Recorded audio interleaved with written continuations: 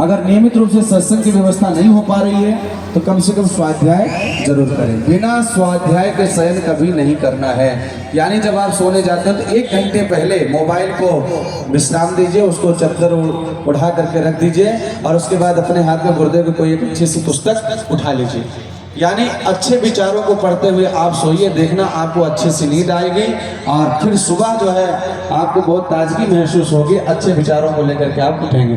तो मेरा निवेदन है स्वाध्याय जरूर, 1 घंटे का स्वाध्याय, अच्छी पुस्तकों का स्वाध्याय करेंगे तो अच्छे विचार आएंगे, अच्छे विचार आएंगे तो अच्छा कर्म करेंगे, अच्छा कर्म करेंगे तो अच्छा फल मिलेगा। कहा गया जहाँ सुमति तहाँ संपत्ति नाना, जहाँ कुमति तहाँ विपत्ति निदान। जहाँ सुविचार होता है, जहाँ सुमति होती है, वहाँ सारी रिद्धियाँ सिद्धियाँ अपने आप आने लग जाती हैं। और जहाँ कुमति होती है भाइयों बहनों, तो वहाँ किस तरीके से समस्याएं दिखाई देती है। और 14 वर्ष तक अयोध्या की क्या स्थिति हुई सबको पता है।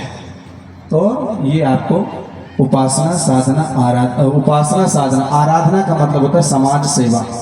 समाज में आप कहीं भी अच्छा कार्य होता हो तो उसमें अपना सहयोग करें। केवल गायत्री परिवार का नहीं, बहुत सारे समाज सेवा के प्रकल्प चलाए जा सकते हैं, जिसमें वृक्षारोपण हो गया, ब्लड डोनेशन हो गया, हॉस्पिटल में जाकर के मरीजों को भोजन कराना हो गया, माता भगवती भोजनालय चलाना, बहुत सारे समाज सेवा के कार्य हैं। और जो इस समय गायत्री परिवार के दिया ग्रुप के बच्चे कर रहे हैं, तो आप लोग जब शांति को जाएंगे तो वहां से जुड़ेंगे तो आप जो समाज सेवा के प्रकल्प भी चला सकते हैं। अखंड ज्योति निर्माण पत्रिका गुरु जी के घर घर पहुंचा सकते हैं, बांट सकते हैं। जिस घर में देवस्थापना नहीं हो उस घर में देवस्थापना करवा सकते हैं। बहुत सारे प्रकल्प आप जो है समाज सेवा के कर सकते हैं। और उसके बाद है समयदान और अंशदान। समयदान जैसे हम लोग कर रहे हैं, गुरु के लिए अपना समय लगा रहे हैं। हम लोग घर के भगौड़े नहीं, हम लोग बाबा जी नहीं है, हम लोग भी अपना समय गुरु जी के कार्य में लगा रहे हैं। बाकी समय जो बढ़ता है अपने पढ़ाई लिखाई में लगाते हैं। और ये बाबू जी बैठे हैं जो यहाँ पर कार्यकर्ता बैठे हैं, ये लोग भी कोई महाराज जी हैं, राजू महाराज, वो क्या यही करते हैं क्या घूम घूम के? नहीं, इसके साथ साथ वो कैटर्स का भी काम करते हैं,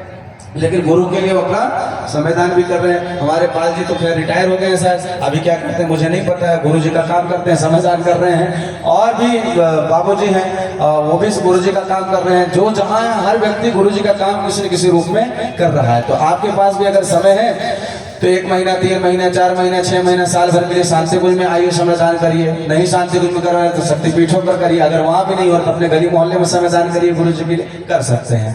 और एक काम और करना, अंशदान, है ना? तो अंशदान भी करना। गुरुदेव कहते हैं बेटा अगर तुम्हारे घर में आते तो तुम हमको चाय जरूर पिलाते कि नहीं पिलाते? इतने आदम शिष्य तो है नहीं, गुरुदेव आए और तुम चाय पानी लेकर आओ। तो गुरुदेव कहते थे बेटा तो मैं आता तो चाय पानी जरूर करवाते।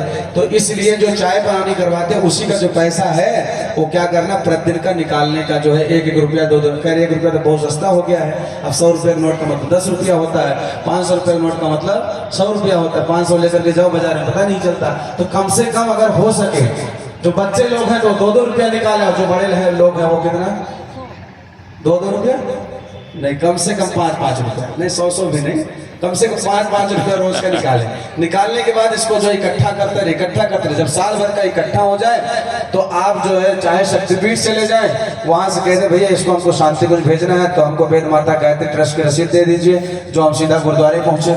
नहीं तो आप जो है सीधा शांति कुंज का अकाउंट नंबर लेकर के डायरेक्ट यहाँ से भेज दो। उससे क्या होगा, उससे शांति कुंज की गतिविधियां चलती हैं। जो भी शांति कुंज में आते हैं 10,000 व्यक्ति प्रतिदिन वहाँ भोजन करते हैं, 10,000 व्यक्ति प्रतिदिन वहाँ ठहरते हैं। उनके रहने, खाने, उठने, बैठने, संस्कार, ये के सारी व्यवस्थाएं निःशुल्क करते, किसी चीज को कोई पैसा नहीं। कहाँ से आता है पैसा? ये जो 1 रुपये आप लोग देते हैं, इसी सांस्कृतिक की गतिविधियां चलती हैं। तो आपको शांति कुंज के लिए देना।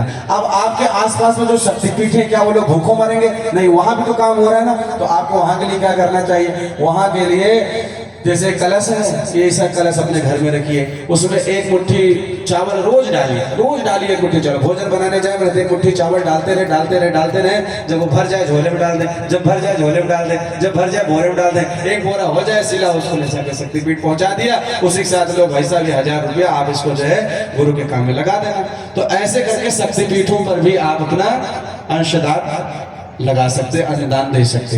ये इतनी शर्त है, इसमें से जो शर्त मानेंगे तो गुरुदेव क्या है? गुरुदेव है पावर हाउस, हम है कनेक्शन करने वाले, हम आपके गुरु नहीं है, हम तो आपके गुरु भाई हैं। कुछ लोग हमें लोग गुरु जी कहने लग जाते हैं, तो उनका भाव है, लेकिन हम लोग कहते हैं गायत्री परिवार में एक ही गुरु है, वो है परम पूज्य गुरुदेव पंडित श्री राम शर्मा आचार्य जी। एक ही गुरु, बाकी सब चेला।